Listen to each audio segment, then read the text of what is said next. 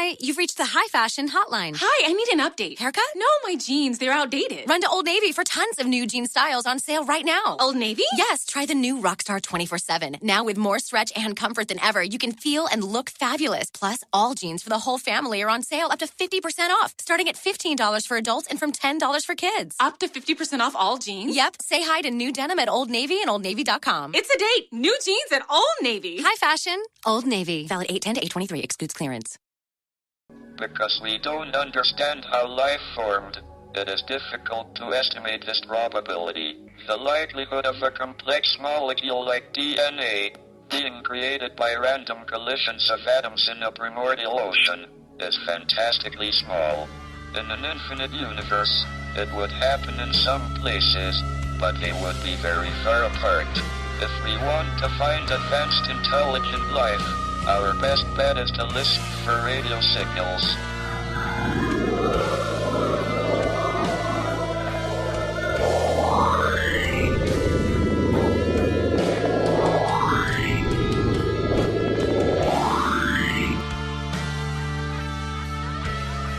Look up to the stars and the forests that surround.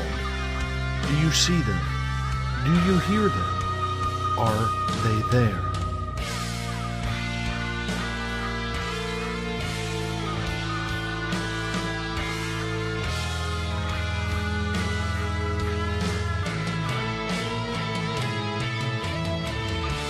SpacedOutRadio.com presents S4 with Forest Moon Paranormal's Eric Cooper and friends. Also take the time to join the Forest Moon Paranormal Facebook group. I knew I should have made a left turn at Albuquerque.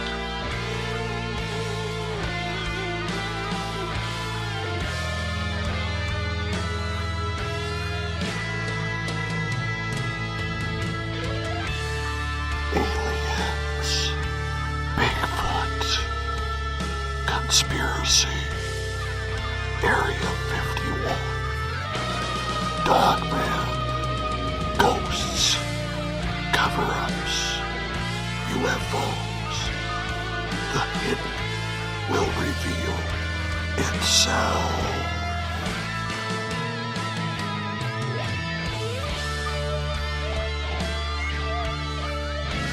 It's one small step for man, one giant leap for mankind.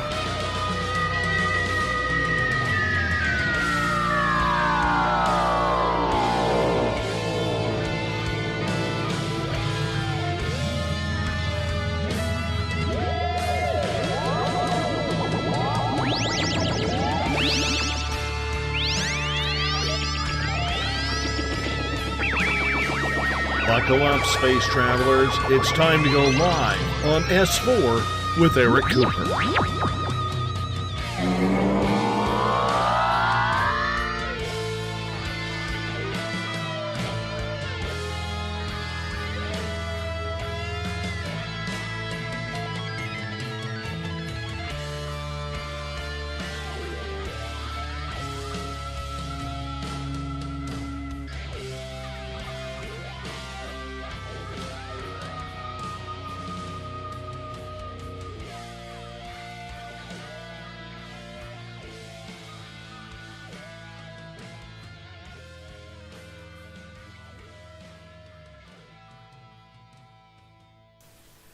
Good evening, ladies and gentlemen, and welcome to S4 with Eric Cooper, broadcasting live from the beautiful mountains of Concrete, Washington.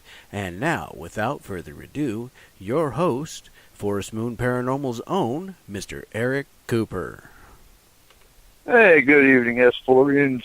And yeah, it's actually starting to cool off up here in Concrete. The days are warm, the nights are cold. So we had Cascade Days today in Concrete, and Forest Moon Paranormal had a booth. It was interesting, and we won't be back tomorrow. I'm taking tomorrow off. Real quick, September 8th is our next paranormal discussion at Annie's Pizza at 11 a.m. And without further ado, tonight is Roundtable. We've got R. Keith Andrews, we've got Markham, we've got Everett, we've got Robert Seth, and we've got Corey. And how it works, we all come in with 3 questions. Nobody knows what the other one's going to ask, and we all answer them. And it's just a blind roundtable. The perfect way to do it. So, Seth, you wanted to make an announcement too, I believe. Yes. This is regarding the Global Paranormal Initiative. One thing that I want everybody to realize regarding the Global Paranormal Initiative is if you are in this with all seriousness, we want to thank you to begin with. But I want to say we really need to work on our skills socially, and even when it comes to interfaith, most importantly, because while everybody is arguing over dogma, and you hear the different talk about the end times and things of that nature, you got to understand that evil is on the same page no matter where it comes from. And as long as we're not getting along, they're going to have the upper hand. So I want you to quit worrying about whether or not someone prays like you or doesn't pray like you, or whether or not they eat meat, whether or not they do this, that, whatever. Focus on whether or not they're a decent human being. Because in the end, that may be the only proactive force we have on this planet to battle any type of evil. So please take my words into consideration. Outstanding. Outstanding. So we're going to start roundtables tonight.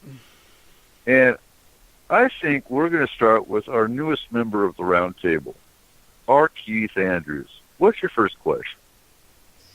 Well, I think the biggest question I've got is how can, if anybody can, explain how humans can actually, quite frankly, see themselves as a different race, i.e. black people seem to think themselves as one race, the Chinese see themselves as another, whites as a third. I'm just curious how humans on the whole can actually manage to pull that off. Yeah, I want to jump on that because, in the Army, we say everyone's green. And it goes right down to humans have the same DNA. And so that's an excellent question. And I think that's a part of the problem we have in society today with, the blacks versus the whites. Black lives matter. All lives matter. White lives matter. The white, what's the word they use? Anyway. Yeah, so that's a good question. How do we pull it off? Brainwashing. I think once you convince the masses that they're different races, well, it goes from there. Also arrogance. I think arrogance comes into play quite a bit there. We are so arrogant as to believe that we are the only race in the universe. Many of us are, minus the few open-minded people such as ourselves sitting at this round table discussing this, and of course a few others, of course our audience as well. But it's a lot of arrogance is what it comes right down to, and it plays heavily on it. That like I say, they think we're the only race that's in the universe, so we can separate ourselves into whatever by color, this or that. What they're not realizing is we are the human race, and there are lots of other races that aren't human. I think also what Keith's talking about is you tell a white supremacist the human race, they think the whites only. If you're black, you're not part of the human race.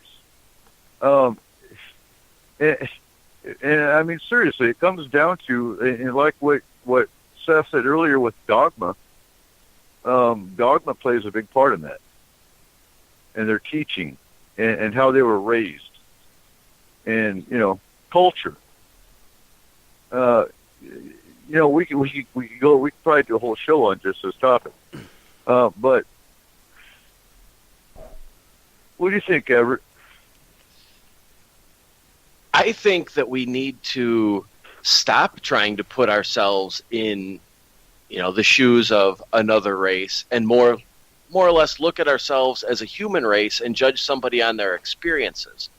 It seems to me that there are a lot of people out there who will label any one race, whether it be blacks, whites, Hispanics, they'll label them by stereotypes. But within every race, there are a variety of people who have had completely different experiences. There are, professionals down to laborers and everything in every race. So instead of trying to label somebody by a race, let's look at everybody as one race and judge them by their actions and their experiences. Exactly. Completely agree. What do you think, Markham? I think Everett stole my thunder.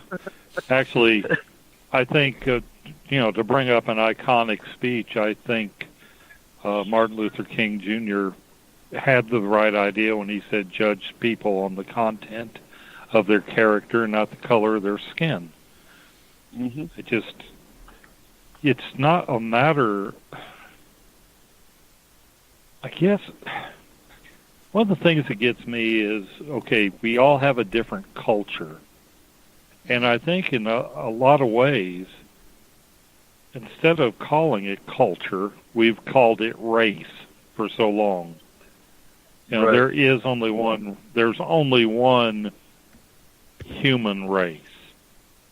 You skin somebody down or pull their organs out, you can't tell a black heart from a white heart, from an Arab heart, from maybe there are skeletal structures, but that's just because of the gene pool. Right down to you couldn't look at a human and really know what color they were without the skin on.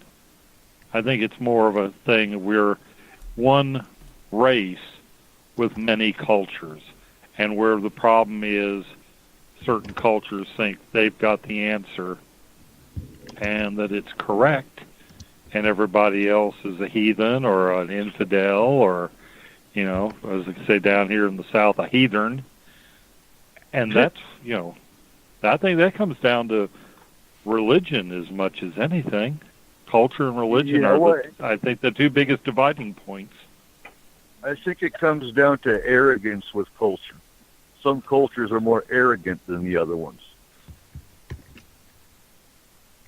Yeah, there's a lot of that. I mean, look at how, just to pull one out, South Koreans. They have a feeling, and it's taught. They're brought up this way of being a superior race. Of course, so are Americans, so are Germans, everybody. So it's a matter of ingrained, kind of like just ingrained culture or cultural norms. Right. Now, again, Seth, we're going to have you answer real quick, and then we have a question for Keith from Unconditional Greg that we'll get to. So what's your perception, Seth? Okay. Well, first I have to say this. I don't know how things got the way they were, but I know we got to point out the difference between someone being racist and the term racial, because they're two completely different things. Now, by nature, every creature on this planet is racial, because you are looking at the other thing that is different from you, and you are making several decisions within the first few milliseconds of running into this thing as a survival skill. And any animal, anything that walks this earth, anything that flies or crawls or slithers, is trying to naturally exploit the differences between itself and the other things that it may conflict with. But when it comes to being racist, I just have to wonder, how can you be proud of something that you had absolutely no control over? How can you have, for example, white pride? It's like, I'm going to have pride because the sun came up. Sun pride. I had nothing to do with that. You be proud if you grow up to be successful. You be proud if you raise good, strong, smart kids. You be proud if you're lucky like I was to have my wife and my kids like I do. But I can't be proud of something that I didn't create. Now, I just have to say to all these white nationalists who are out there, or anybody who's racist, because I had actually kind of, in a way, been excommunicated from my own religion because I was told that I was a white man who was infringing upon a Middle Eastern religion. Well, fine, whatever. I have a feeling that there's a lot of people who everybody tries to say isn't getting into heaven will be there before people who hit their heads on the ground multiple times a day to pray, because it is all about character and content. I can't sit here and believe dogmatically that someone isn't going to heaven because of a meat they eat or because of how they pray, or even if they don't pray. I can't believe that if there's some kind of paradise for us after. But the scary thing is, everybody, and this might make a lot of people mad, but this is coming from me, disclaimer, this is coming from me. In this world, with the way everything is going, it seems to me that, God washed his hands and Satan is the only force that's proactive right now. Well, I'm going to have to argue with you on that one on one little point, and I certainly don't want this to go down the wrong road, because I've got a very simple view where it comes to religion itself. But just something for everybody out there to think of, whether we're talking God, Allah, whatever. If whoever you call God created everything, this means God also created Satan, or whatever your definition of the evil side is. So clearly, he couldn't have forgotten about it if he created it all in the first place. Just a thought. That's true. And real quick, we have a question for Keith from Unconditional Greg. So, Keith, do you think your ability to see into objects comes from the ability to astral project or remote view? Actually, no. The ability to see into objects is kind of linked to the same ability to astral project and remote view. It's because of the fact that because I never learned how to do it, essentially it's a natural ability that goes hand in hand with seeing with the optic nerve or hearing with the eardrum. It's not a skill I learned, it's one that I just grew up having. I don't know if that makes sense to people. Because in my case, I didn't learn a whole lot of what I do. I gotta say, too, you say astral project to somebody that doesn't know anything about it, and they give you this completely deer-in-the-headlights look, and I almost want to run away, because half the people don't believe in astral projection. Coming from someone that's got an astral team and tries to explain astral to anybody, they think you're nuts if they don't know anything about it. So that's a hard one to explain in itself. Wouldn't you say, Keith? Oh, it absolutely can be. The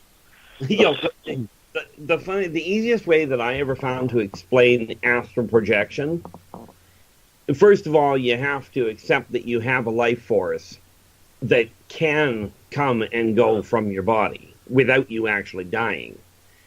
Right. I liken the astral projection kind of like the difference between a driver in a vehicle and a pedestrian. In a vehicle, you can go certain places. When you get out of the vehicle, you don't forget where the vehicle was if you're lucky, and you can go into smaller places. Okay, when you astral project, your life force, if you will, you leave enough, kind of leaving the car in idle, but you leave enough of your life force behind for the body to carry on, shall we say, and you can go places your physical body can't go. When you come back, you're just getting back into another vehicle. Okay, I want to interrupt here for just a second. Keith, if I could get you to shut off the video part on your Skype there? Because I think it's making you a bit choppy. Flip side, thought I had. My apologies. That's okay. And I just got to figure out how. All right, and we'll probably get back to Astral. Robert, what's your first question? All right, here's my first question. Now, with everything going on in the world the way it is, whether or not we have a real-world serious event or a paranormal event, in whatever case, anything that shuts down our communication. Right now, we're on the internet. That's all well and good. But I want to know what each of you have as a backup plan for a contingency to be able to get a hold of your loved ones, friends, and family, because cell phones are on the grid. Yes, they are. And if those towers go down, your cell phones go down. If that power goes out, your laptop, your landline, your water pump to your well, everything shuts down. What I have, as you know, is a Baofeng handheld scanner slash, it's an ICOM. Basically, I have full access to all EMS, but on the same token, unless they have backup generators, all of your EMS systems will go down as well. Now, if it's just a simple power grid crash, they have backup generators. If it's an EMP, everybody, unless you have your batteries or anything else in a Faraday cage, there is no power. There is no phones. There's not even going to be a ham with an EMP, which, for those who don't know, EMP is electromagnetic pulse. That would be even sun flares, sunspots, things like that that might hit the earth will be the same as an EMP. But if it's just a simple grid crash, if you're in Forest Moon Paranormal, actually, Seth has been putting out information on ham radio where you can actually use your cell phone in with your bell phone to create a larger landline. As for a simple backup, we do have generators and we have a base system CB radio. Corey, what you got? I'm going to be driving or walking or something of that sort for a good portion of my communication, I think. I'd like to say that I'm better prepared for something like that, but I'm not. But I think probably one of the things that you would have to think about doing is, I've discussed this with Seth several times, and it would be having some type of ham radio setup and, looking at probably something like a solar-powered or a wind-powered type setup where you'd have to have some backup batteries and, an external source that doesn't require fuel. Exactly, because fuel's going to run out. Now, I do want to throw this out there for those that are listening. We do have the Skagit Homesteader Group, and it doesn't matter about the Skagit. That is our local survival group. But anybody can go in there because our library is probably the best you'll ever find. And I'm not bragging, I'm just saying the library I put together in there is nothing but military manuals, survivalist manuals, you name it. Even how to make a Faraday cage is in there. So I encourage you to go join that group, if anything, just for the library. Because if you had all the hard copy books that you would probably want or need, it would fill up your house. But you can get a solar panel battery for your laptop and read those files, read those books right on your laptop. You don't need internet. It's just right there on your computer. So what you got for us, Markham? I've got basically smoke signals at this point. I'm studying for my ham license. I'm studying for my ham license, but I have nothing. If the grid collapses, like David Adair was suggesting, if we hit a if we get a EMP from a coronal mass ejection, or a large some kind of flare activity like the Carrington event, I'm pretty much screwed at this point. I do have a small. I'm trying to think of the brand. Well, the brand isn't important, but it's a small, like, family FM with a base station and 2 handsets that I keep charged, and the base station can be hand cranked.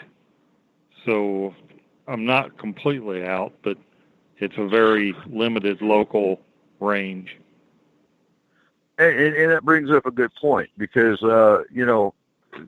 in my kit, I actually have hand crank flashlights. I've got hand crank radios. But, again, if grid power goes down, who's going to be broadcasting unless they have a backup generator? So having just the hams that have battery backup or UPSs, yeah. Right. So what do you got for us, Everett? I got 2 cans and a string. That's about as prepared as I am.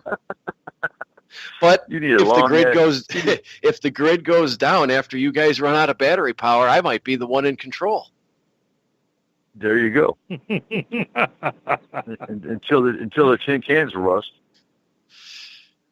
True, but I am grossly underprepared, and I am ashamed to admit that I am technology reliant with what I do. And I have a 40-foot antenna tower, and on the top of it is absolutely nothing. But that, honestly, Markham has his smoke signals. I have 2 cans on a string. Okay, what do you got, Keith? Well, I'm probably the worst person to ask, because technologically speaking, I'm hooped. However, when we talk about getting in touch with my loved ones, well, I'm the lucky one in as much as I can talk to them once they're dead anyway. But I don't talk to them now. So after the grid goes down, aside from my 2 boys and they live with me, aside from that, if they go down, my loved ones, so to speak, live within a block of me, and that's where my friends are. So, see, I look at the idea of when the grid goes down, and it's a case of look at the chaos that's going to happen when that occurs because of the number of people that are going to go into panic. And talking to people on the other side of the country, or for that matter, the other side of the city, for me is going to be one of the last things I worry about. Okay. Yeah, and that brings up the other point of when something mass panic like that happens, that's when you better have weapons, because the ones that are going to panic are going to go after the ones that are prepared. And if you're one of the ones prepared, you better be ready to defend what you've got. And if we don't know you, you're not going to be welcome here. Just for that fact, because you might come running up here saying I'm hungry, but that doesn't mean I can trust that you're not going to try to kill us for the food, for the weapons, for whatever. Coop, that brings up an interesting point, though. As people use ham radio and are communicating, you obviously have other people listening in. Where I'm at, I don't know that I would want to give up my position to anybody, not to sound all tactical or anything, but I can be where I'm at. I could probably survive right now for about 3 months with no outside communication.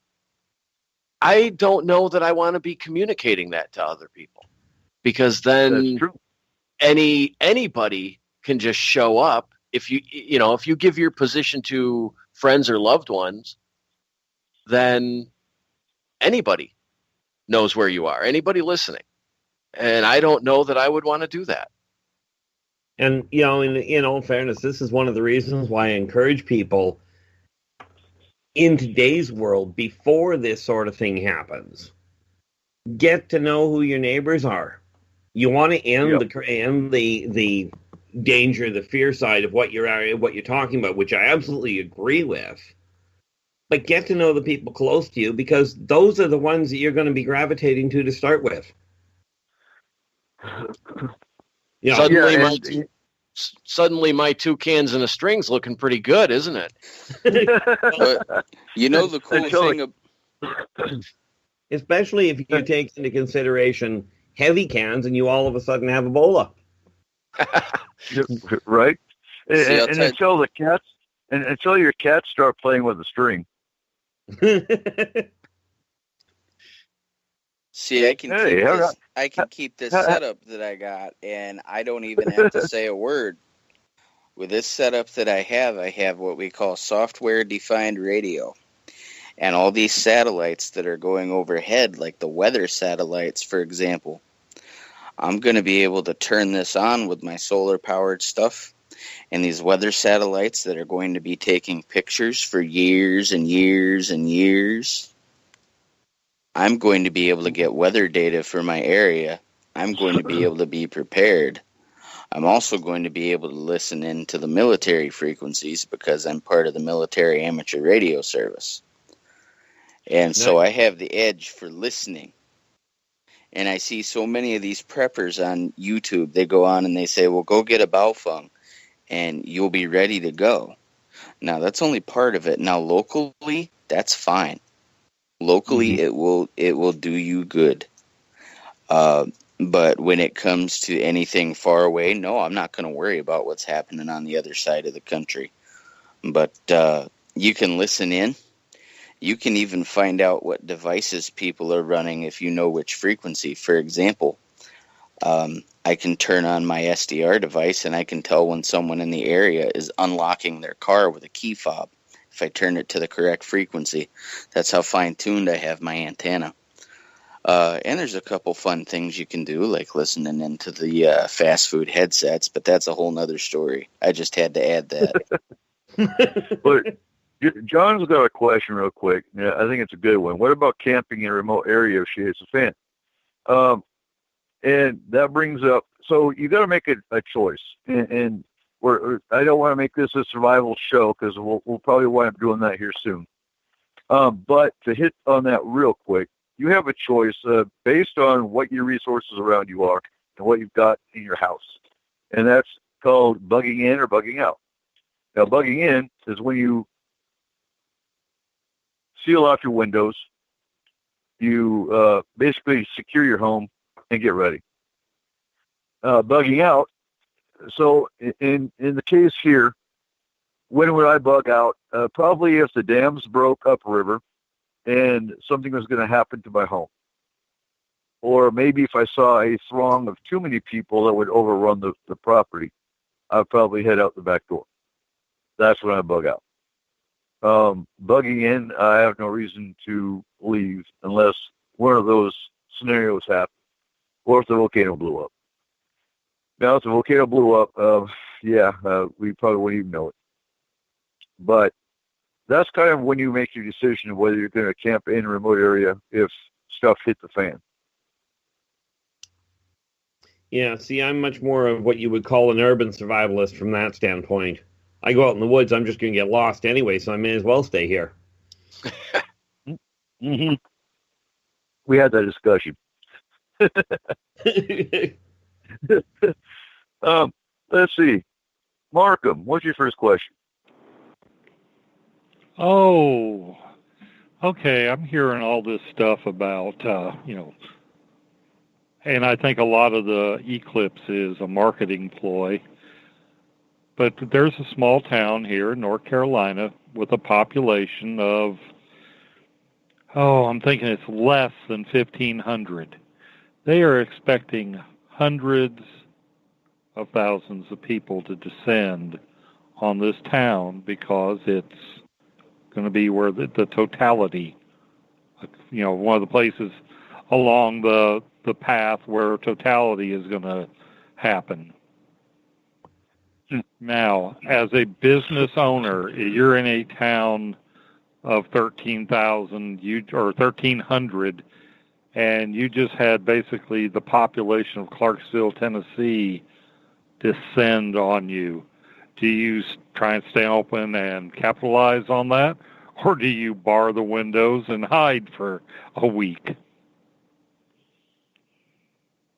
I think, and you know, it's funny. I think a lot of it is capitalism, because we were driving down I-5, the freeway here, and there's actually signs, those big DOT signs that you know light up. It actually says Monday, the freeway will be backed up because everyone's looking at the eclipse. And I'm like, really? Seriously? Yeah, they've got those on I-40 up here. Is expect delays or eclipse traffic. Expect delays. Yeah. Yeah. How many wrecks there's going to be? Oh my God! And how many? We were just talking about that tonight. How many people are going to be blind because they're staring at the sun? And you know, I saw on the news too, on a news blurb, that the RV sales have gone through the roof because everyone's buying or renting an RV to go look at the eclipse. Well, around here, if that many people end up going blind from looking at the sun, at least we won't notice a change in traffic patterns. Right. Right. And they won't really be allowed to be racist either. Yeah. Now, reference your question. If I was a business owner and had the choice of staying open or closing, I'd probably capitalize on it. Well, one of the things I was thinking of, okay, you've got a town that has an infrastructure that's probably stretched at 1,300. Now you're going to have a couple 100,000 come in. What's that going to do to the sewage system, the water system, the drinking water? I mean, this could end up being like a class 4 disaster for that town. Real quick, Unconditional Craig brings up a really interesting point, and how many people will drink poison Kool-Aid that day? And that reminds me of Heaven's Gate. Are there any cults out there that anyone's heard of that thinks this big eclipse is really a spaceship that's going to take them all away if they drink the Kool-Aid? Well, is that so much? I haven't heard it so much put as a giant spaceship, but that something is going to there's going to be a UFO flap and a bunch of whether that really happens, and that goes with my second question that I'll get to later. But I haven't heard. I've seen some stuff that I think was false news about that kind of, these kind of cults. But I'm sure that after the fact, there's going to be a house full of dead bodies wearing eclipse glasses and tinfoil hats. And Nike tennis shoes. And Nike. They all had Nike tennis shoes. Yeah. I think there's going to be I think that something like that will show up after the fact. Is there the chance that this is just hype, though?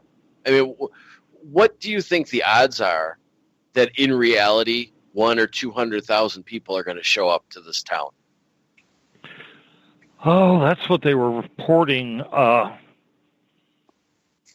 It was a legit news source. I mean, they might have been overestimating it, but it seems like any of the small towns along the totality path, hotels are booked, campgrounds are booked. People are people are actually letting strangers live in their homes for this thing. It's, what is it like? I don't think it's going to be like 20 seconds or something. It's not 3 minutes, something like that. It's not going to be, that big an event. I think the reports are legit in that, I think there is going to be a flood of people going to get in this trail, or they can see the eclipse the best. I do believe that. I mean, you look at all the Facebook news feeds, and all these people are going to see it. If you go by that alone, and and I have no doubt about that. I'm curious to hear, Corey. What do you think? Look, this is kind of the way I see it. I mean, we live. I don't know what's going to happen around the world with this, but we live basically in a capitalist country here, and anytime there is some type of event, they always try to capitalize on it. Somebody tries to capitalize on it. You know, in 1999, when it was going to turn 2000, they capitalized on the fact that every computer in the world was going to crash because nothing can figure it out. It was wrong. They were all wrong. But, they were able to capitalize a ton on having every person in the world update their computers at a price or get them fixed at a price so that things would continue on. And as for the preppers side of things, they were convincing all of them that the world was going to end, and there was millions and millions of dollars spent in prepping. And here we are again. We've got an eclipse. It's an eclipse. That's all it is. Mm-hmm. It is the moon moving in front of the sun for a few minutes. I've saw one before. Yeah, it wasn't a big deal when I was a kid. And what's my God? Yeah, what's the thing? So they're talking about the eclipse happening, and then the stars are lining up, or the planets are lining up. Has anyone heard that story? Oh, no, I haven't. I have. I have something about wait till Mars hits the eclipse point, that there's going to be, like 9/11 happened when astrologically Mars was at the eclipse point. I've heard that kind of stuff, rumblings. Well, okay. I've heard the rumblings, and quite frankly, being an astrologer, I've got the ephemeride a bit to look into it, which is the planetary locations.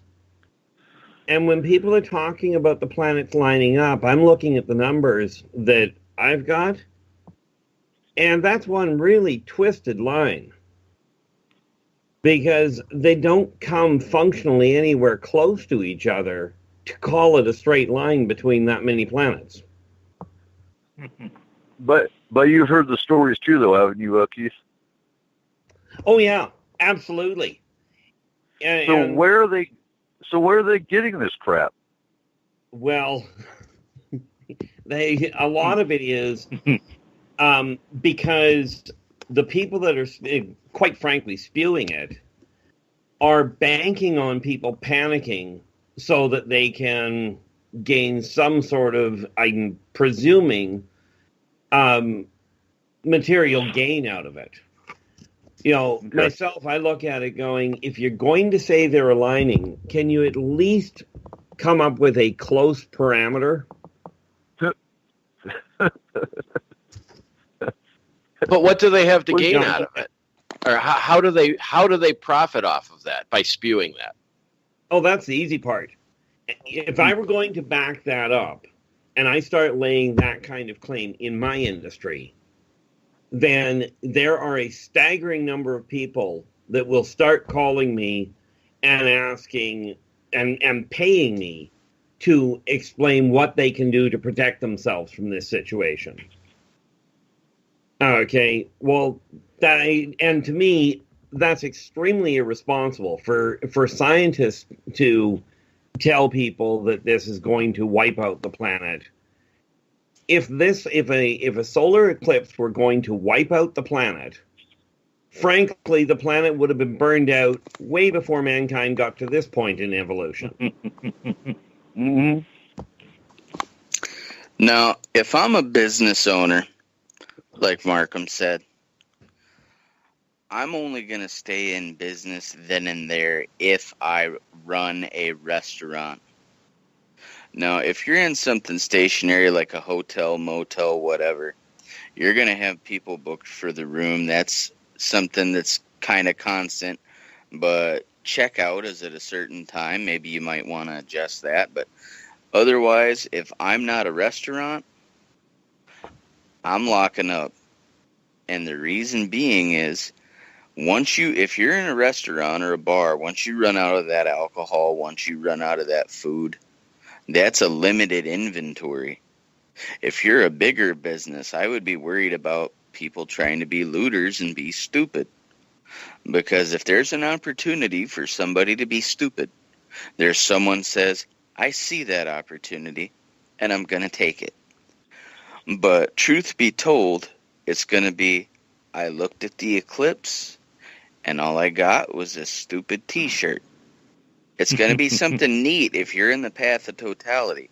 But like here in New York, where I'm at, I've experienced firsthand the impact on the small town like you're talking about, Markham, because I live in Balkville, New York, and that is, near Balkville. I'm actually closer to another town. I'm in between townships. It's weird, but this town is the antique capital of the United States, and right now we have our antique festival going on. And all these people have come down on, it's like, when the redcoats would stay at your house. So I've experienced it, and actually in the right setting, it is very good for business, and I think it's the only thing that's put us on the map, to be honest. So it's an opportunity to be seized, but only if you are willing to take that risk, because lifelong... Hoping that you sell more than you have stolen from you. Yes. Shrinkage. Lifelong repercussions can happen within 2 or 3 minutes. But one of the things that I noticed... Go. This would probably go for Keith because he's our astrologer in the team here. But isn't it the birth of Venus or Mercury from the Virgin constellation, or is that September? Sad to say, that is likely September. It's certainly not the eclipse.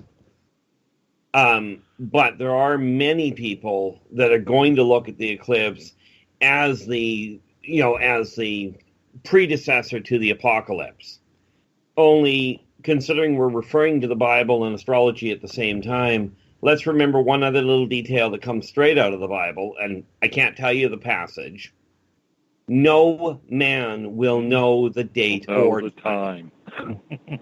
So the eclipse is not going to be the issue, and it's also not going to be an alignment that causes that, because any astrologer, or for that matter, astronomer, will be able to look and know the time if you were doing that. So that writes it right out of the equation.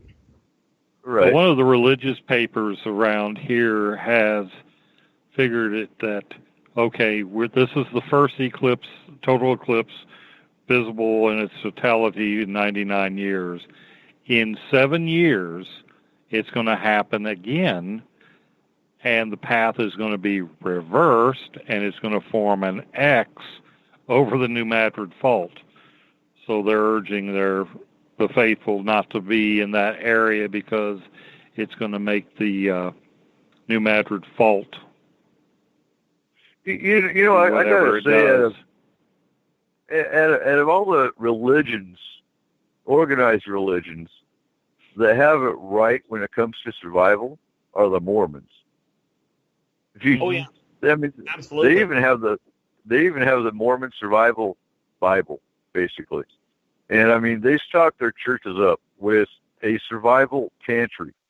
We've got one here locally in Skagit County that they actually open it up to the public, like I think one day a year, where you can come in and buy cases of canned goods and whatnot, and it goes to the church. But I'd say, and they don't, from what I've seen anyway, I don't know, maybe someone can correct me on this, but they don't sit there and preach doomsday, and they just believe in being prepared. That's it. And that is precisely the case from what I've seen. Say again? I said that's precisely what I've seen, the case that I've seen. Like, I've known a number of Mormons, and they quite seriously, on the whole, seem to go, let's prepare for possibilities. And frankly, it doesn't hurt to have your larder full. Exactly. And they don't sit there and push apocalypse. They don't sit there and push doomsday and whatnot. They just want their congregation prepared. That's it. Nothing more, nothing less. Because we actually had some Mormons that came, because we used to, back in 2012, I didn't believe it was the end of the world. I didn't believe anything was going to happen. That's actually when we set up the survivalist group, though, and we actually taught survival training. And we actually had Mormon, 2 or 3 Mormons that came to one of our meetings, and they explained, look, here's where our pantry is. You guys want to come this one day of the month? You can come down and look at the pantry. You can buy cases of canned goods and whatnot. And they were cool. They didn't push any religion. They were just sitting there talking about survival. That was it. So we have about 10 minutes before our first break. And who hasn't asked their first question yet? I haven't asked a question. Go ahead. What's your question? How do you guys think we go about determining the division between paranormal media and paranormal journalism? Well, to me, journalism is writing. Media is your news networks, your YouTube videos, media.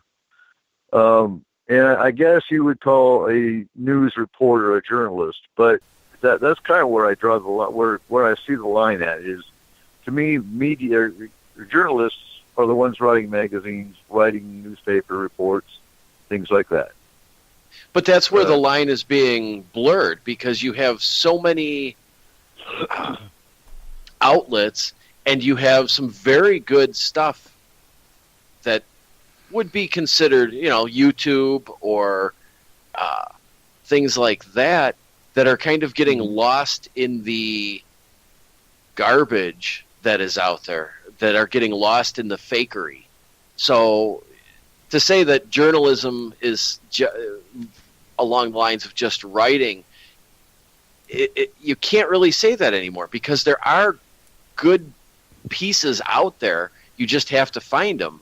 And I guess my question is, how does somebody go about labeling, a YouTube video that is questionable?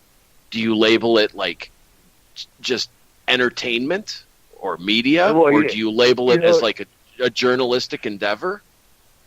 Trip and peg it was entertainment. I call YouTube entertainment. That was probably the wrong word, because YouTube videos aren't journalism. They're people's blogs, they're people's video vlogs, whatever, for the most part. And of course, you got the occasional paranormal team that does their investigation and posts it on YouTube, and shows how crackpot they are. But I don't know. That's just kind of where you said you were a journalist. I just kind of took that as journalism. It's writing. And you're right. It is blurred. I think where we got to break it down is... Can we maybe say that, okay, paranormal media is a form of entertainment, and not really that much of a... I would say it comes down to the integrity. I think journalism, true journalism, should have an integrity to it. So paranormal journalism is, that vetted story where you don't push the agenda, you lay the facts out, and you let your reader determine, what to think instead of thinking for them. Where paranormal media is, we want you to believe in ghosts and buy our branded EMF meters, blah, blah, blah. I think that's where the division is. Yeah. See, the thing I find is not so much the blur between the media and journalism, because journalism, yes, used to be an issue of just the writing side of it. But journalism now includes your video, it includes the radio broadcasts and the writing. And the other side of it is many of the people on YouTube, although they haven't got their paperwork saying that they are reporters or that they are journalists, they are still reporting and they are still journaling about information. And the real problem with that is that people assume, or seem to assume, I think is more appropriate, that if you don't have the paperwork, then you don't have the integrity. And I'll tell you, from some of what I've seen of so-called professional journalists or reporters, rest assured, integrity is not the first thing on their mind. I think one of the things we have to look at... It comes right back down to what we were talking about before the show with Alex Jones. And, come on now. Alex Jones came to Seattle and was showing how retarded the liberals in Seattle were, and was doing this stupid video for his show, and claimed he was hit with scalding hot coffee.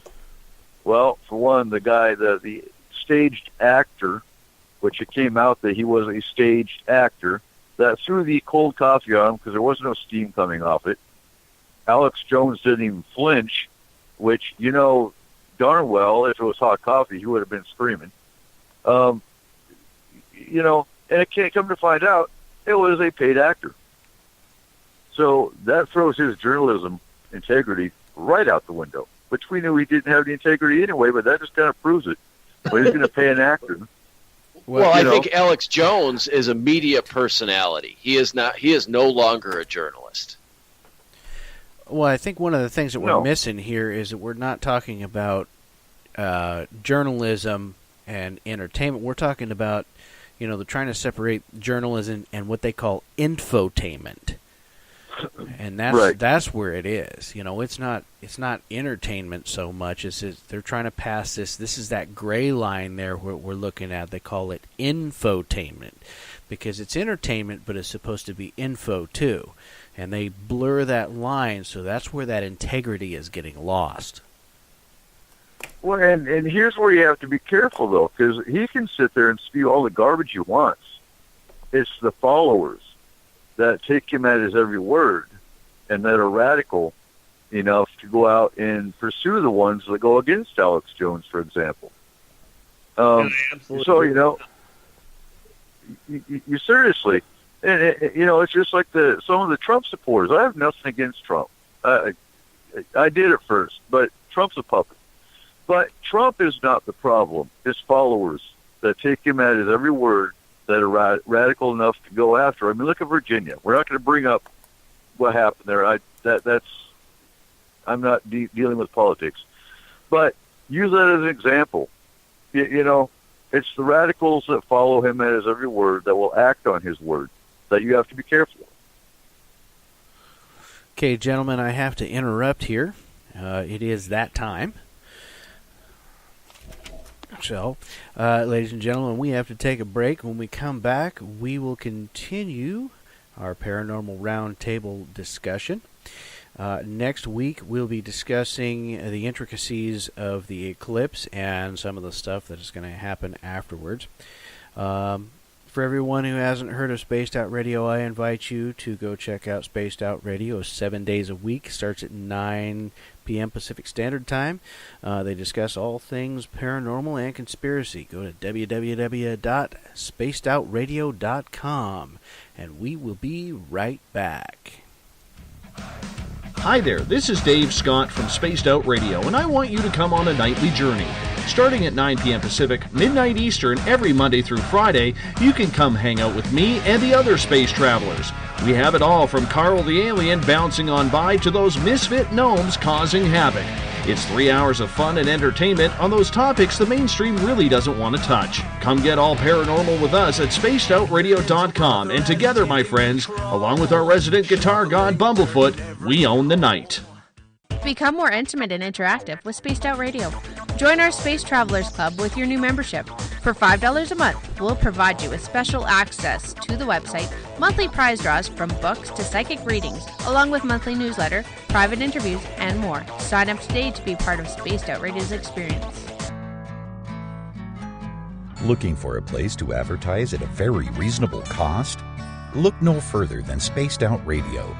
SpacedOutRadio.com has an advertising tab that you can click to check out our daily, weekly, and monthly packages to play on the radio, or our website including social media. From commercial spots to banners, we have it all. Check out our competitive pricing today. This is Eric Markham, news editor for the Spaced Out Radio's The Encounter Online. We have put together a great team of writers and journalists from all over the world to bring you top-quality paranormal stories, from alien encounters to the latest conspiracies. You won't find any of that fake news here. True stories and top-notch reporting as we look to bring these experiences to the mainstream. The Encounter Online, only at spacedoutradio.com. Do you want to know the truth? Do UFOs exist? Are aliens real? Are the governments hiding the biggest secret in history? We're UFO seekers, and we're on a hunt for the truth. Subscribe to our YouTube channel and follow along with us as we journey across the United States, visiting UFO hotspots and alien hotspots, trying to document the UFO phenomenon. Catch us on Spaced Out Radio every third Monday of the month as we discuss Area 51, UFOs, and more. And also, don't forget to subscribe to us on YouTube. The SOR Sightlines is a place for you to find answers to your strange experiences. Hi there, this is Mike Schmidt. If you have had an encounter with ghosts, UFOs, Bigfoot, ETs, or anything else that doesn't make sense, head to spacedoutradio.com and file a Sightlines report. All information you give is 100% confidential, and I will personally help you find the answers you need. SOR Sightlines, your answers are a click away. Welcome to Spaced Out Saturdays with me, Dave Cruz from Beyond the Strange. Our weekly feature on spacedoutradio.com will take you around the world discussing everything from the paranormal to the latest conspiracies from the top guests in their fields. We won't leave any story uncovered. Spaced Out Saturdays at spacedoutradio.com starting 9 p.m. Pacific, midnight Eastern. You hear footsteps in the empty room above you. A rocking chair begins rocking by itself. Don't be afraid of the things that go bump in the night. Reach for Spirit Storybox, the iPhone app the Huffington Post UK called the only ghost hunting app you will ever need. Spirit Storybox. The spirits are telling their stories. Are you listening? It's Cosmic Sundays with me, Elizabeth Anglin, in Cosmic Passport. Let me take you down a 3-hour spiritual journey where we will get into everything from ET contact to Psychic Sundays. It's a journey of listening and learning together with some of the best professionals in their fields. You can tune in to Cosmic Passport at spacedoutradio.com every Sunday starting at 9 p.m. Pacific, midnight Eastern.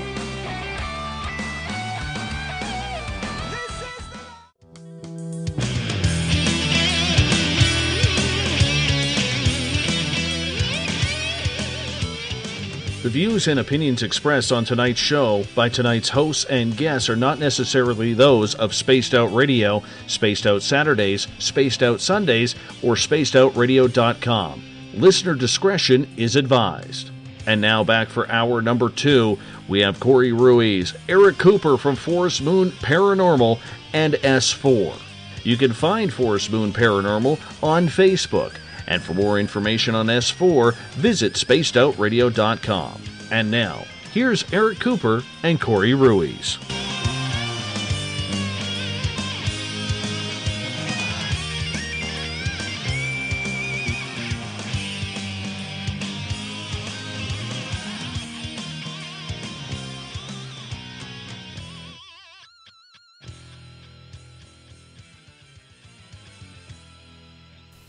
All right, welcome back, ladies and gentlemen. And for those of you who are just tuning in, tonight we are having an open paranormal roundtable discussion.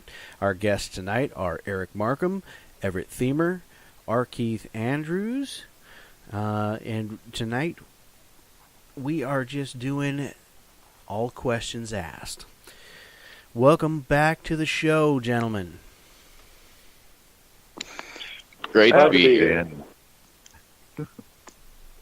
Okay, so I know Robert hasn't answered yet, so go ahead, Robert. And the question was, ask your question again, Everett.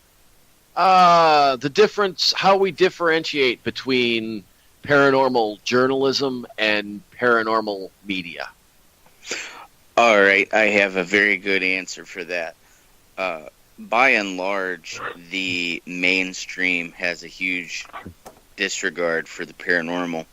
So the integrity of it is really based upon those of us who are either interested in the field or experiencers in the field.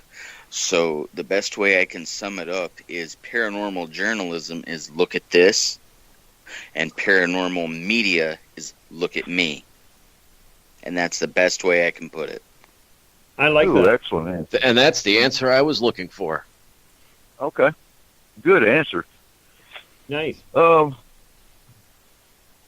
sums it up excellently. So Corey, what's your first question? All right, so I'm gonna change it up here just a little bit.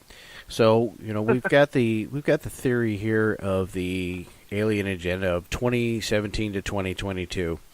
I guess this one's, I'm gonna kind of shoot this one our Keith's way to start with. But what is the alien agenda behind that timeline? What is it they're planning? Do we have any idea? Is there multiple plans?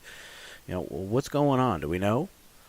Well, there's certainly multiple plans. The overall agenda is they are trying to get mankind up to two levels of comprehension.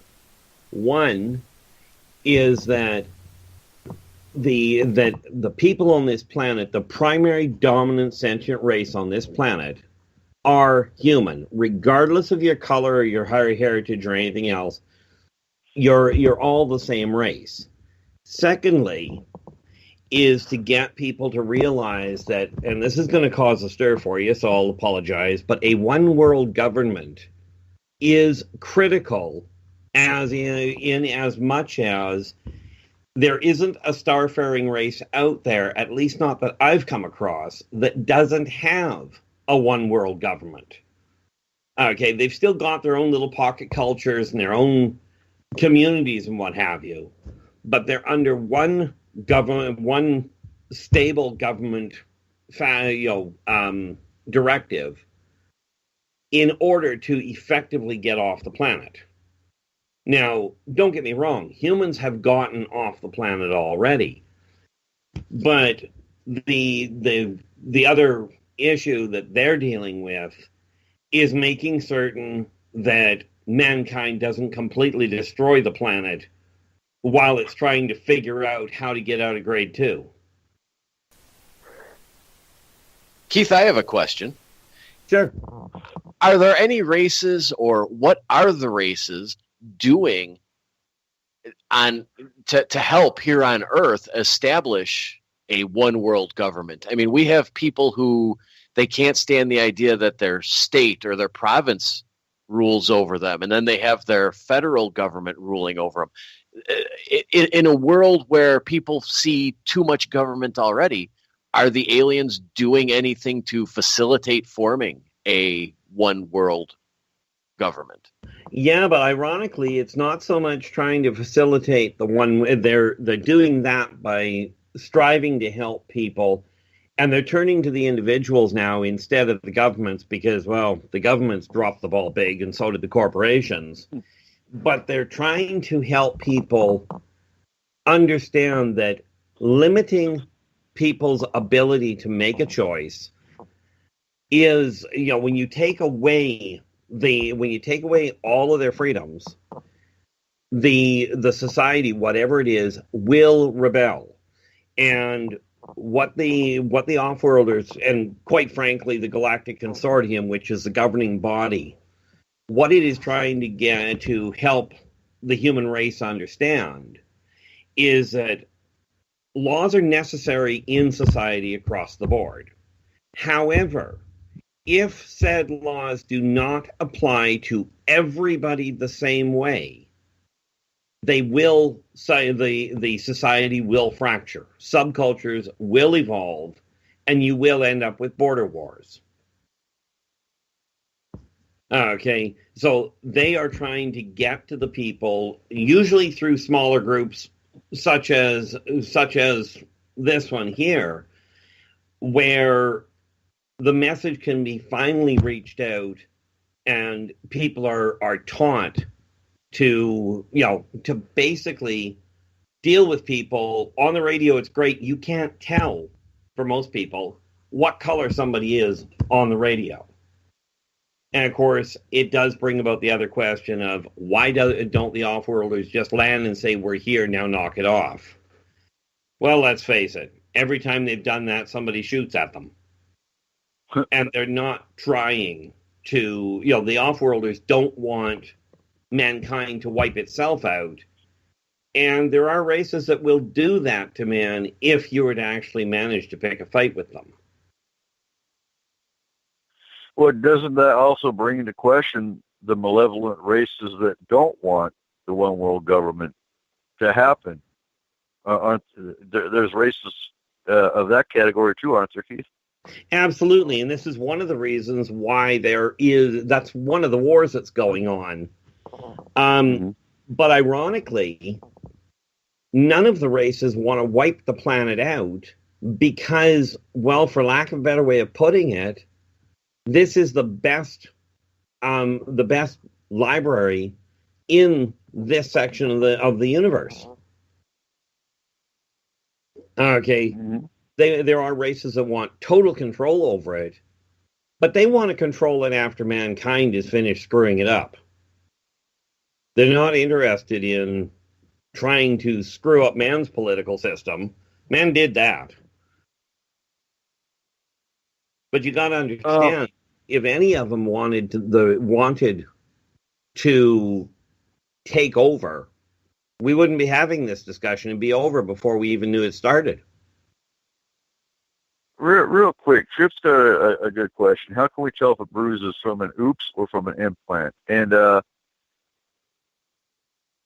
basically, if it's from an implant, it's going to happen generally after you wake up. You'll notice it.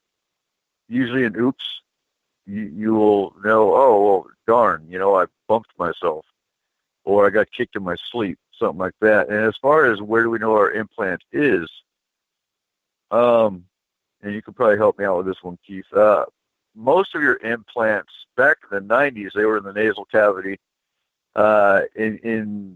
If you went to the dentist and your dentist said, "Oh, look, you've got a filling, and you've never been to the dentist before, and where did the filling come from?" That was common back in the 90s with abductees, anyway. Today, you will find them almost all over, in the legs, the arms, the hands. You got any more to add to that, Keith? Well, one of the more common ones is right behind one of the ears, right in that little divot. And more often it seems to be the left ear. But the other thing is there is one pattern that seems quite consistent, which is 3 dots with a short line, 3 dots in a triangle form with a short line underneath it. Kind of like the dashes and dots used in Morse code. Right. But the rest of what you said is, from my understanding, that's pretty consistent. Is there any reason that they've moved them around, so to speak, or began putting them in different places, or is it just happenstance? I think some of it is race. I think some of it depends on what the purpose of the implant is. And Keith will correct me if I'm wrong. But you pretty much hit the nail on the head. The places that are most common are your biggest nerve clusters. Right. And now we have encountered a couple of duckies that had it on the base of the neck. Now, I'm not sure why. I know I have an abductee right now that has one in the brain. Yep. And what race is doing that, and how do we disable it? Do you have any idea? Well, we have been successful at disabling through astral pushing energy. Most of your common implants we have been able to disable. We don't want to mess with the one in the brain because we don't know what it's doing. We don't know how, if we incapacitate it, is it going to hurt the abductee? That depends on how you incapacitate it. If you use standard electrics, yeah, you'll guaranteed fry the guy's brain. Right. But the easiest way to disconnect using energy, and I'm referring to biomagnetics. By using a biomagnetic pulse, you can shut them down while causing no damage to either the, shall we say, the carrier of it, or no damage to the person performing the operation, as it were. Okay. It's just a very few people know how to work with bio. This particular implant seems to be causing holograms. Then you go into biomolecular or into quantum electric flux, which I know that sounds like, quite frankly, out in science fiction land. You literally have to tap into the neural net and override the system. You literally molecularly pull it apart. Okay. I have a question about this, and it's probably geared more towards Markham. But as the talk of these implants continues, and as the idea of people having implants becomes more acceptable, are there any laws regarding, if you have something removed from your body, are you entitled to it? Because, I've mentioned before that my wife had a strange thing taken out of her leg, and it immediately disappeared, and records disappeared. Does anybody or does somebody have the right to have what's removed from their body? It's not so much a right as you can request it, but due to things like, you get a tooth extracted. They don't want you touching the tooth because you could spread oral flora, as you go out to the counter, sign your check. They're trying to keep people from getting like a staph infection or something like that. So that's at the dentist's office. They don't want you handling anything that came out of your body because they can get sued if somebody, picks up a pen to sign the book and gets a staph infection. Now, depending on the specimen that's taken out or what we're taking out of a person, the pathologist is pretty much going to get it. It's going to be put in formalin. The pathologist is going to have it grossed, analyzed. They're going to do tissue analysis, things like that. So it's really hard to get anything that came out of your body. It's hard to get it back. It's just, I don't know so much if it's it's not a right or anything like that. It's more of a standard practice. You get something pulled out. The old days of getting your appendix, nah. It's going to go in formalin. It's going to go into the collection. That's it. That's another goal of the GPI, or the Global Paranormal Initiative we're starting, is that getting surgeons around the world that can remove implants, getting psychiatrists and psych fields around the world that can start abduction, peer-supported support groups, things like that. Because y'all know, to us, paranormal is not just hauntings; it's the whole gamut. And I get in that fight all the time. But we do have a surgeon on the GPI that's in India.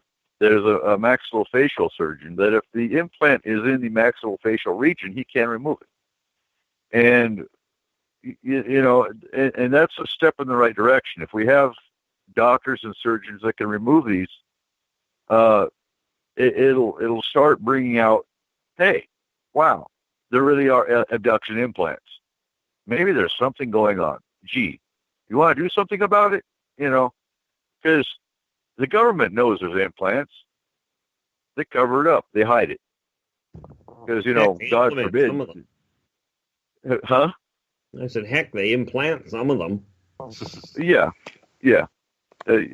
So if we get more exposure, if we blow this wide open, and of course, even if it did hit mainstream media, it would still get covered up somehow. Hey, Coop, do you know of anybody who is kind of stepping up and taking the place of Dr. Roger Lear since he's passed? Is there anybody kind of filling that void? I don't, but we're working on that. That's, like I said, that's part of the GPI's goal, to take that place. Because, yeah, Dr. Lear was great in what he did. So I have go ahead. Go ahead. No, go ahead. Well, all right. I had a question that I think really, really, really needs to be asked to everybody here. I trust every one of your opinions. Keith, I listen to you a lot. We haven't had many interactions as far as talking, but I respect everything you do. But I have to ask every single one of you right now. We are in this global paranormal initiative. Coop, you and I, we've been talking a lot about all this. We're trying to get everybody in a united front. Now, with what comes into that united front, the vetting process and things of that nature, I have to ask every single one of you, because we have so many people who claim that they've been abducted. We also have so many people who fake evidence, or they'll Photoshop something. And with so many CG graphics and stuff like that, like how they did Paul Walker in the Fast and the Furious when he died, it reaches the uncanny valley. So I have to ask each and every one of you, what education backing should we be looking for in someone who will help us debunk fraudulent information that is submitted to us at Forest Moon Paranormal and the Global Initiative to keep us from wasting our time? We do value safety, but I want to make sure that we're not wasting our time. That's a hard one to answer, but I do have one individual that is in the group right now that is actually finishing up his science degree on media. And I will address video, photo, that kind of stuff to him to look at, and he'll be able to pick out CGI. Now, everyone looks at, well, you got a degree, what's your experience? Well, he's also been in the media industry for quite a while before he started working on his degree. So he has the experience along with the credential to back that up. As far as how do you vet? Well, one thing I am doing with so we're in phase one. With phase one, I'm going through the Paranormal Society's website. There's 5,000 teams.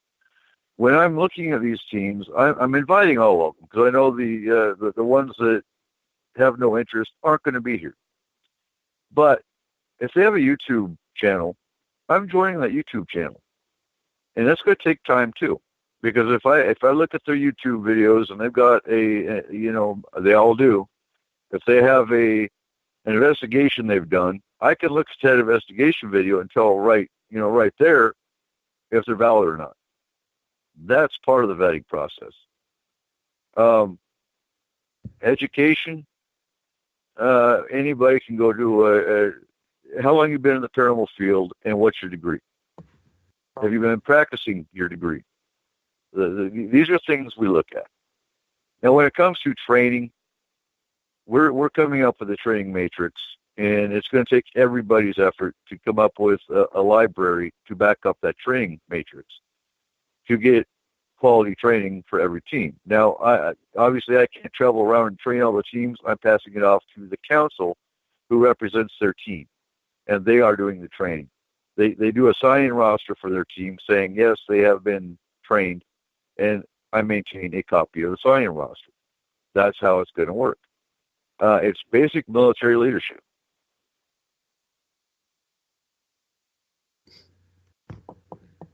Now there's silence for you.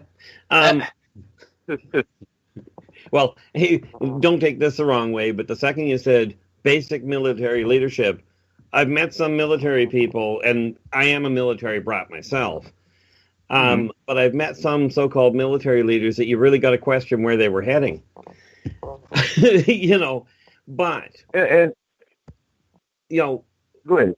From my standpoint, where it comes to the training or the experience, that sort of thing, when you're looking at the technological side, absolutely, like the gentleman you were just referring to, absolutely, you want somebody that's got the up-to-date training, in a shall we say, a licensed place where you can say yes, they've met the criteria, they've got the proper training, they know the modern technology.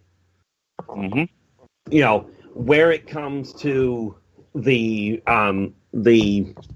shall we say, the more esoteric side of it, well, it's sad to say, like, I'm very much an anomaly in this, because I didn't even graduate from college. I graduated from high school, but I never graduated from college. Yet I've been in this field since, well, quite literally since day one. So if you're looking for paperwork for people in my field especially, you're not going to get it. Okay, I can tell you one of the biggest flaws in my field trying to do any of it, and it literally boils down to the astrologer side of it. The astrology, they have, from every professional astrologer I've spoken to, 99% of them have one critical flaw. They don't actually take the basic movement of the planets into consideration. And there isn't you don't have a school, if you will, that you're going to get paperwork out of. Sure. And Keith, isn't it also... Don't you have a problem also that if you get 5 different papers on any given day, in the astrology section, the horoscope, it's going to be vaguely worded and it's going to be different in each... astrology has that carnival huckster kind of reputation in a lot of people's minds. It absolutely does, but I can explain why it's got that. Okay, because I do online horoscopes for a couple of places, but the reality behind the vaguity of it is because when you're looking at those online predictions and trending and what have you, they're only taking into consideration the sun. Okay, the sun, the moon, and sometimes Mars. In this solar system alone, and I know this is going to upset the scientists, there's 12 planets in the solar system, plus your 2 luminaries, i.e. the sun and the moon, that you just cannot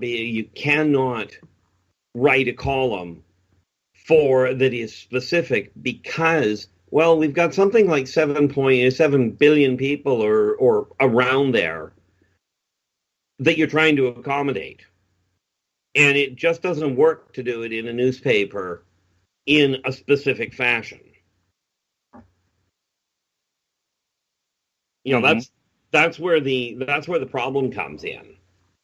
Well, yeah, I think the other problem too is our scientists, and nothing against Markham.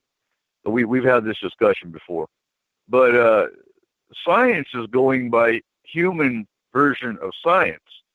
Science isn't. The aliens have their own version of science.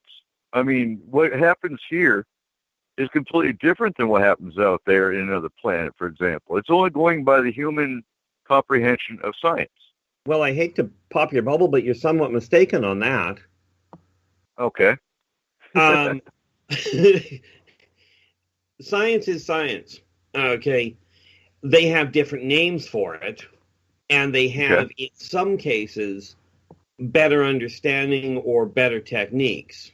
Like, for instance, mankind still uses line of sight for communication lines.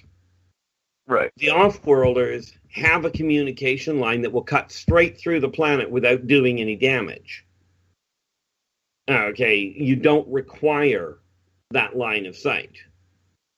Okay, mankind has, chemicals and elements react in certain ways that humans have figured out. There are many things that humans haven't figured out yet, but they still follow the same rules. And the off-worlders have simply found different uses for the same things. Okay. What about the propulsion systems? Things like that. Propulsion. Well, I guess that would be technologies, though, not science so much. Well, you have to understand the science in order to get the technology. For instance, the electron drive, and I'm in the process of trying to draw it out. I don't have a science background, but I do know what I'm looking at. And the electron drive runs quite literally off the shockwave ahead of departing electrons. Now, departing electrons are there. The off-worlders have just figured out how to tap into it. Is that like vacuum energy? In a manner of speaking, yes. Although, in all fairness, a vacuum isn't entirely a vacuum. Right. But by quantum vacuum where, things are popping in and out all the time at random moments. Keith, PM me and see if I can help you draw that out. Okay. Before I went to college to be a scientist, I was one hell of a mechanic. So I might be able to figure and an electronics technician. So maybe I might be able to help there. Okay. And real quick, we've got a question coming in from Unconditional Craig. What extra dimensionals use translucent yellow orb ships like 15 to 20 feet around? Well, first, they're not extra dimensional, but they are at a higher vibratory rate. They're still third dimensional beings. Secondly,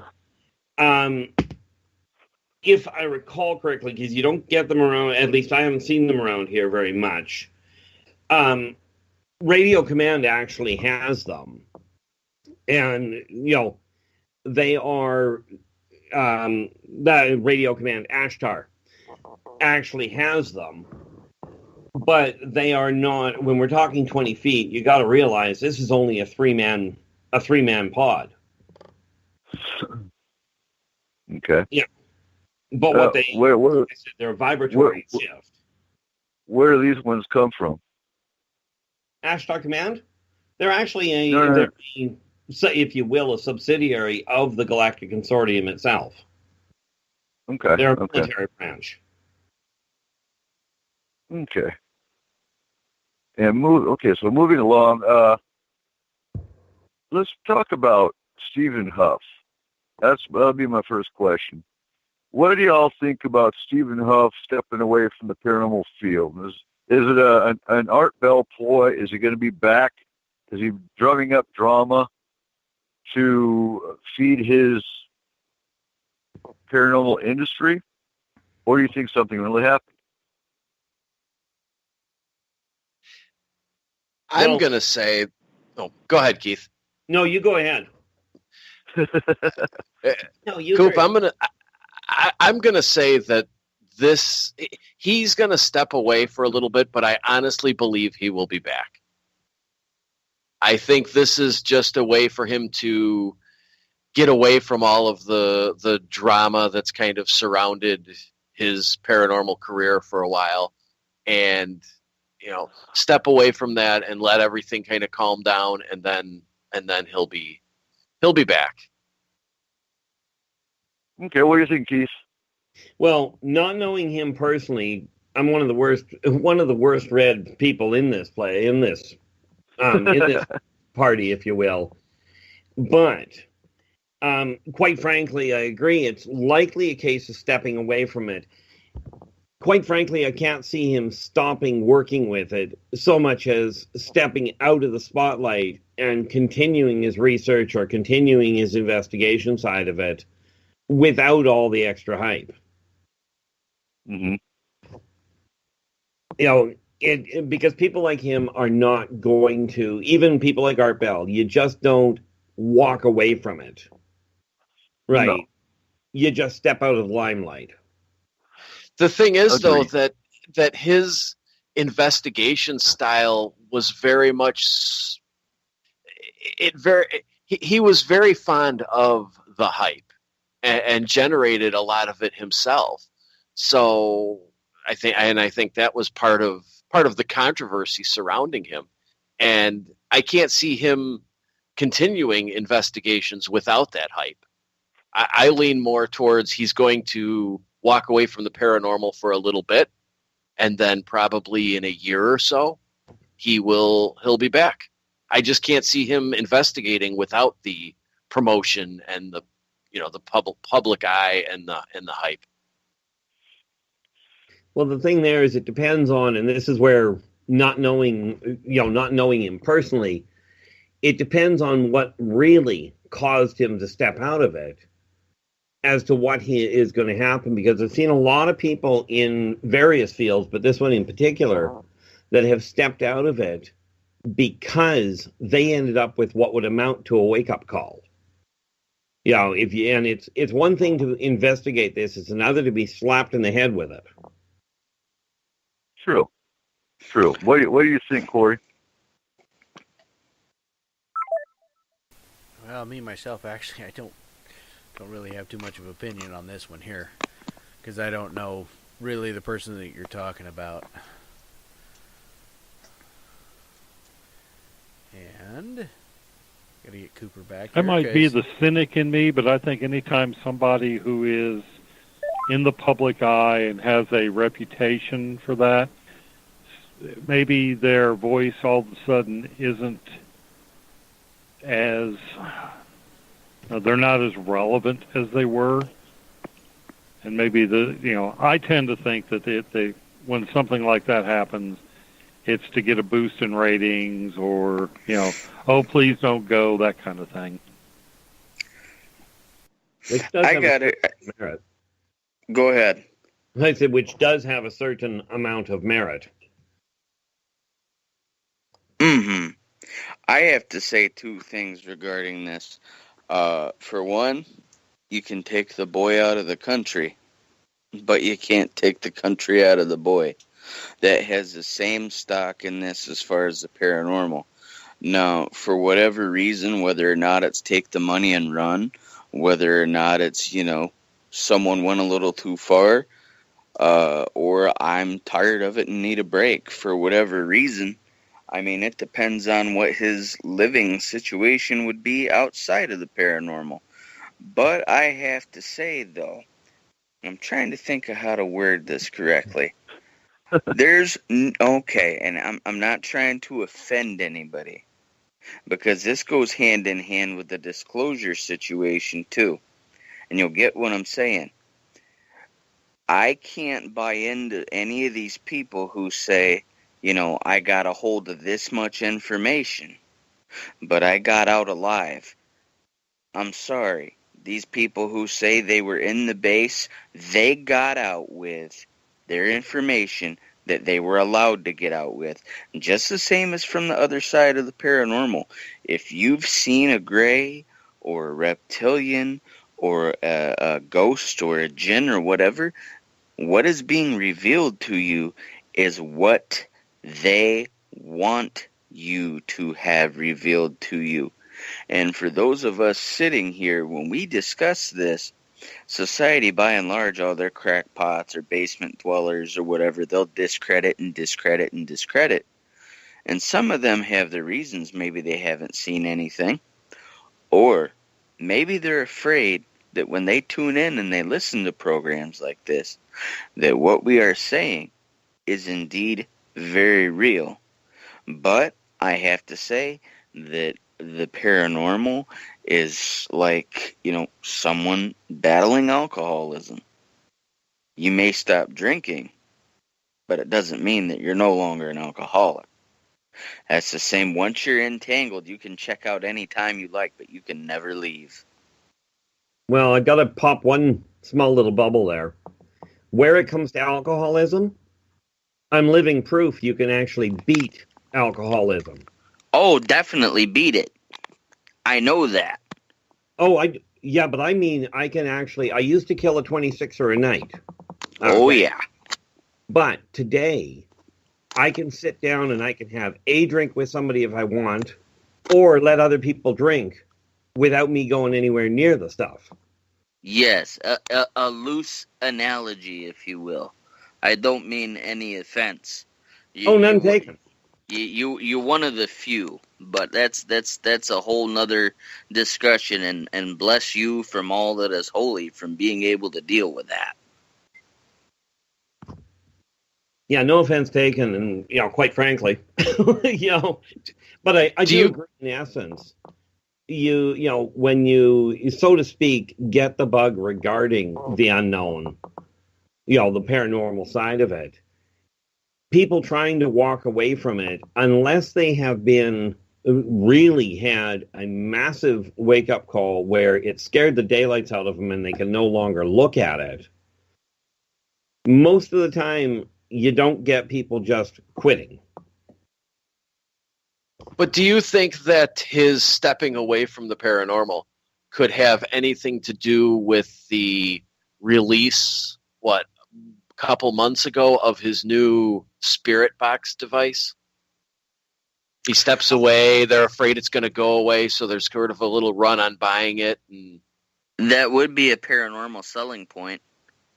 Yeah, it really would, and that would make sense. I always question the part that isn't said, though. From a marketing standpoint, you're absolutely right. That will help, and that would be a definitive motivator, especially in a monetarily based perspective. But there is undoubtedly something beyond that side of it. And can I tell you what? No. But I can certainly tell you there's something beyond the whole industry that bothers me about the way he pulled away that just doesn't add up. Okay.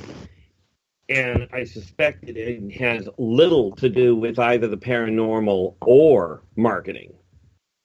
Do I know what? No. This is where I run into a problem. Let's face it, I don't have time to look that deep into it on tonight's show. Right. Corey, what's your take on it?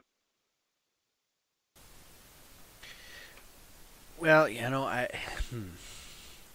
I'm kind of leaning towards myself,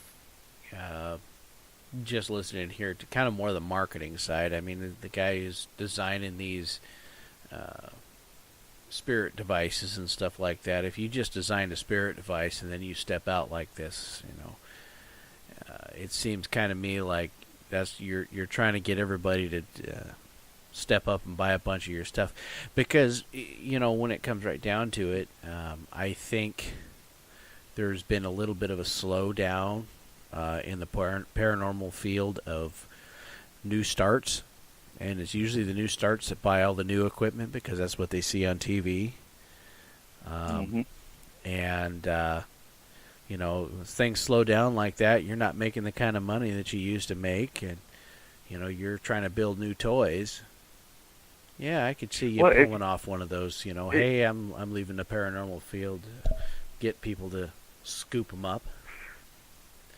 And as I recall, his problem when he left, he said he was attacked because of spirit boxes actually brought in entities that were threatening his family. And then he releases a spirit box.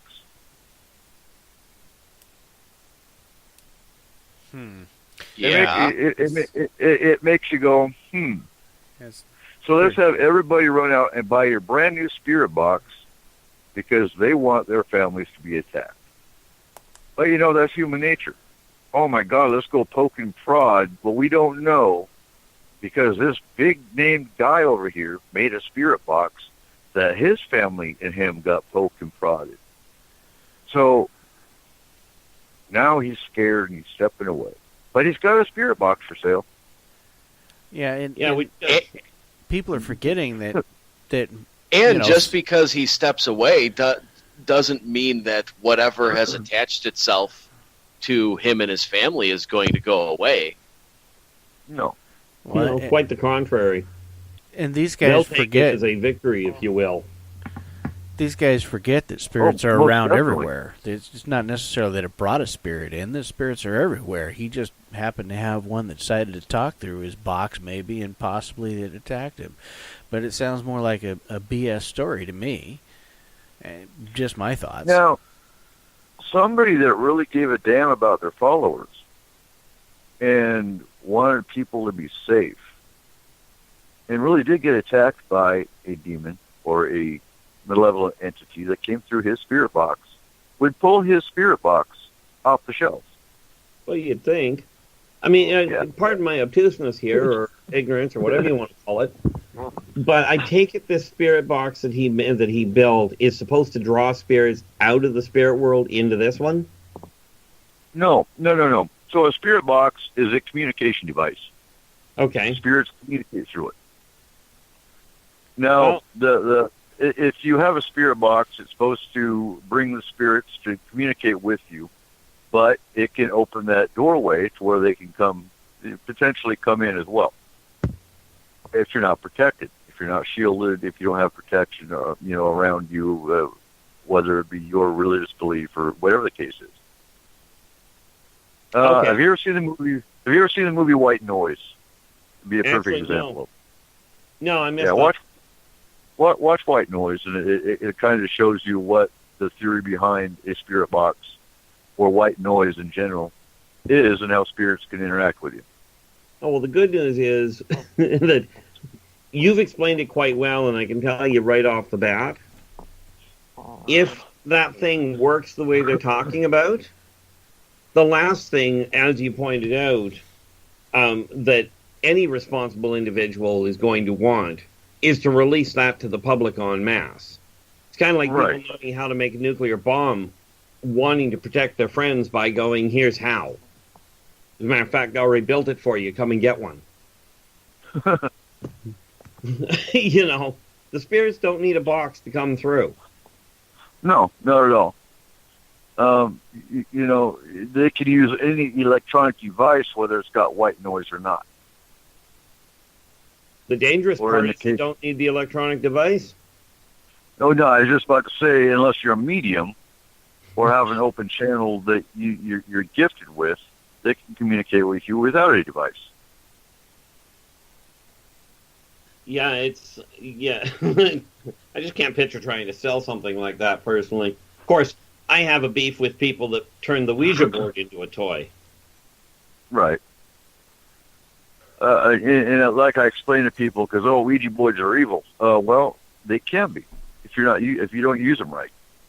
But if you use a Ouija board responsibly, it can be a simple communication device as well. If you are shielded, if you're protected.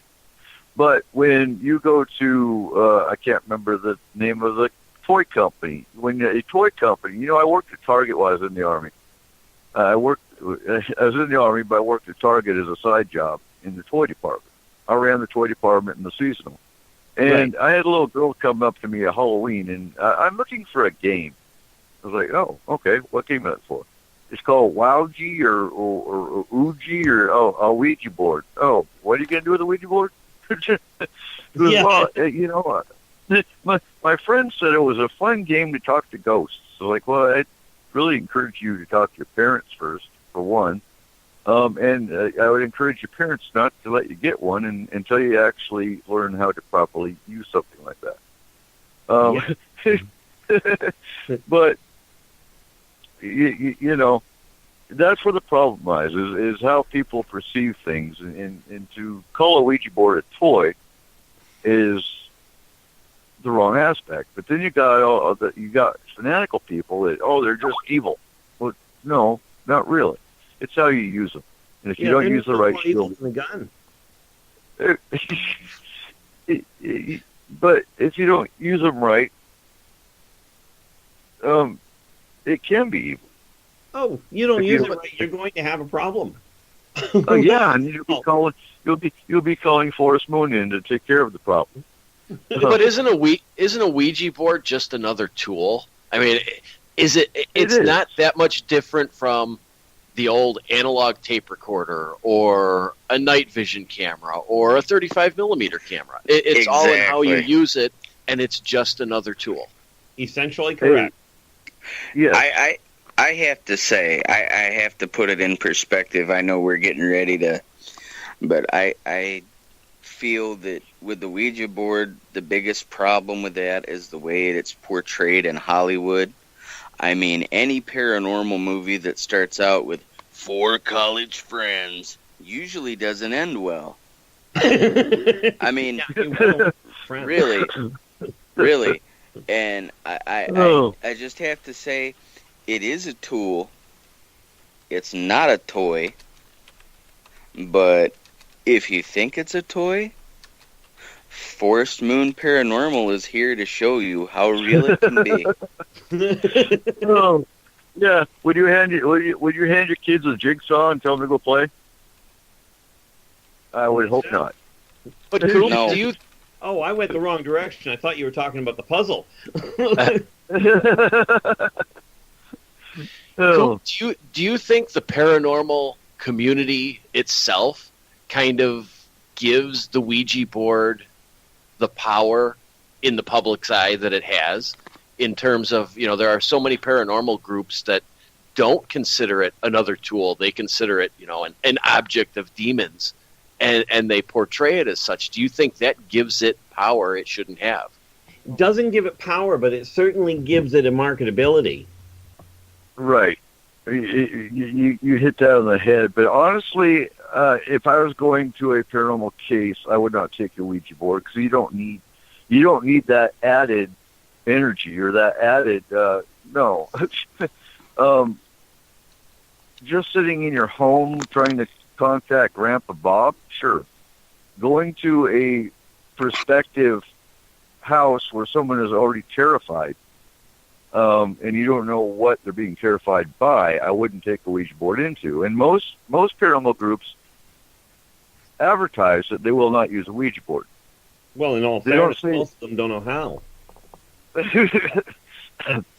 Agreed. Cause more, and most of the paranormal groups out there that would open that door to cause even more problems, and then leave the client high and dry, dealing with the problem that they created in addition to the problem that was already there. Absolutely. So, well, does a Ouija board? Is a Ouija board really any different than a deck of tarot cards, though, in what maybe it's acting as something to focus? Yeah, and we've got 8 minutes left, and we're going to wrap up the show with this conversation. But okay, so a tarot deck, the spirit, there is spirit that is controlling what the cards are going to fall. Yes. Are you opening a door for a spirit to come and terrorize your house? Generally speaking, no, because it's usually a spirit guide that is guiding the cards. Essentially correct. It has a lot to do with the vibratory rate on a very different level.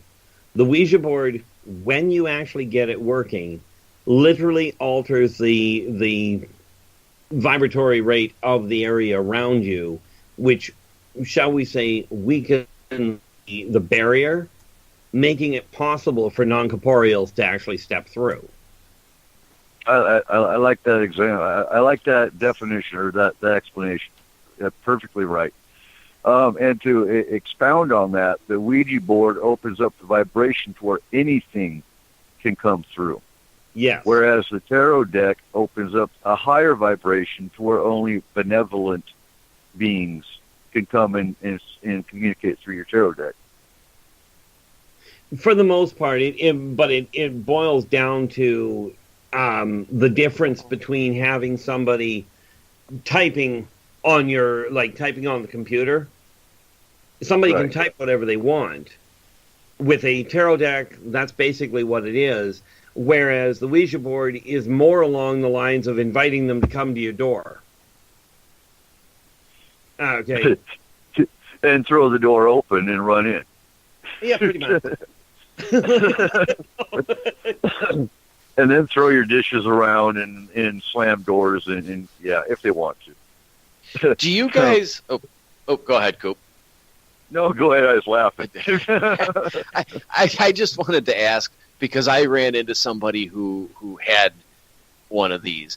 Do you think there is a difference in the usefulness as a tool or in the power that a Ouija board would have if it were like an old handcrafted or made in a small batch antique type of Ouija board versus the one you buy off the shelf at Walmart?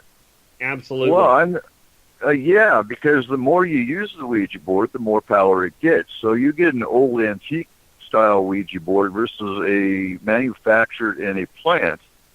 Manufactured in a plant's never been used. So the first time you use it, the first time you open that door, by all means, it's a brand new board. However, you get it.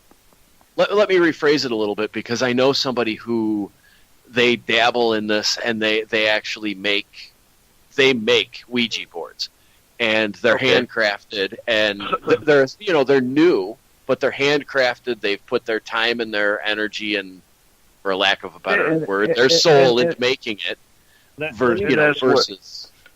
And that's where it's different, because they're putting their own energy into it. Yeah, you've got three styles of Ouija board. Manufactured are basically built by machines. And much as they are a doorway, it takes a long time to fire them up. If they are handcrafted, they start out more and more energetically open. Okay, and I'm talking brand new in all three cases. If they're built by somebody else, they have more energy inherently in them, and therefore it's kind of like a better grade key. Grandma's iron skillet, yep. When you build a Ouija board yourself, you already know how to open certain locks as you're building it. You can have the door open before you even realize that you've started it, especially if you're not trained when you build one. And I would have to add to that, the board itself has to be combined with the planchet. The planchet is the magnifier. The planchet's kind of like the key, along with your own mind. But picture the board as a lock, and you're putting the planchet, which is your key, into the lock. That's what combines to open that vibration. And that I agree with wholeheartedly. Now correct me if I'm... You look at the movies portray it pretty good. When you have, I believe it was Conjure, and the little girl can see the spirit through the planchet, that's your window. Yep. So I say this on almost every show, that you watch movies, you will get a little bit of truth out of movies. So, yeah, is the bottom line, is a Ouija board evil? No. It's how it's used. It's the knowledge you use it with, and it's how much protection you use when you use it. And as long as you know how to close those doors when you're done, which is what most people that have issues don't know how to do and didn't do to begin with. They don't close it. Now, correct me if I'm wrong. Is there not two different types of boards? There's a spirit board and a Ouija board, and they're two different things? That's kind of like the difference between a Mazda and a Ford. Yeah. Because and some people use, instead of a planchet, they'll use a pendulum. It can still do the same thing. Again, if you don't know how to use it right. Yes. But bottom line, are they demonic? No. Is a jigsaw with a 9-year-old demonic? No. Will it hurt? It can. Probably. I know in my hands it would. Anyway, great show tonight, guys. Fast 2 hours like it always is. And sorry we can't go overtime tonight. I'm tired. Corey's tired. I know a couple of the other guys are tired. Next week we are talking the aftermath of the eclipse, what happened and what didn't happen. And it was fun, guys. And thanks for being on the show. Very enjoyable. It's always fun. It is. This is my favorite show of the night. Yeah. It's my only show of the night, but yeah. And definitely thanks for the questions out of the chat room. Very necessary. Absolutely. Oh yeah. Well, that's what makes us different than a podcast. We take live questions. Indeed. A podcast, well, they don't. So, any final thoughts before we wrap it up? Well, the best one from my standpoint is try being nice to each other. You'll find it works really well to bring this planet back into balance. Indeed. Hey, Coop, what happens if nothing happens after the or during the eclipse? What if there is no aftermath? What are we going to talk about? How there was no aftermath. There'll be an aftermath. Yeah, there'll be something. The sheep will have been alarmed. And I know we're right on the hour, but I got to say, you know what? It's people that make the aftermath. Uh-huh. The moon's going to block the sun. Woohoo! Look, it's an eclipse. I think of the movie Dolores Claiborne. Yeah. It's an eclipse, folks. No big deal. The moon's going to block the sun. If Eric Cooper, the reigning pagan, isn't upset about it, the rest of you ain't got nothing to worry about either. No. I will throw this out. If you're pagan, I know darn well you're doing rituals, because this is the best time to use energy. It's also a new moon.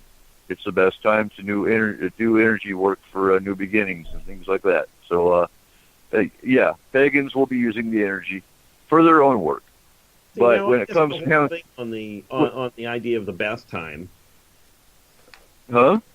I said I missed the whole concept on the idea of the best time to use it, because frankly, I always find the energy runs at the same level for me.